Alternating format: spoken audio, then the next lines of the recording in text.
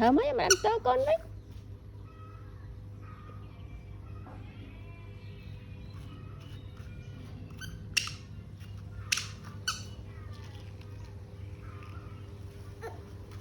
Hả môi tiên luôn, nó môi tiên đâu.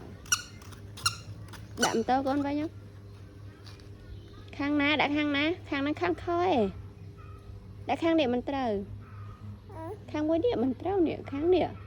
Anh đang khang khó nặng. Khó nặng. Chà, con nạ khang thầu này mèo. Ní khang môi ní. Ní cái đã lại nè mình trâu nè, khang môi nè.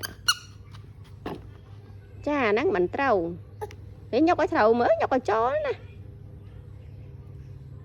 Ấy khang nó khó tê. Khang nè mình trâu nè, khang nè.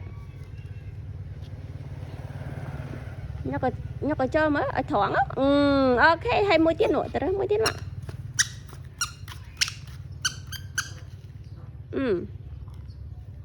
Do mà đá với hồi nãy cái đợt tiêu chứ nhóc quánh mắt nhóc cái thoáng đôi mình thế à toàn thoáng ấy toàn thử nè đạo đoàn đi mở này đã mới con đã mở hả ôi mà đạo này cái đạn trẻ khởi nhá.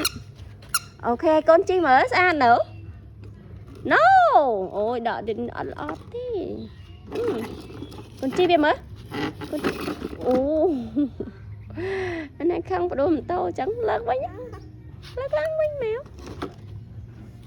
Ok hay chi mở lôi nữa chi mở con lăng chi viên một con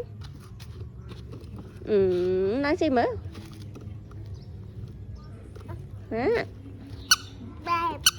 khó kháng à chi xù một con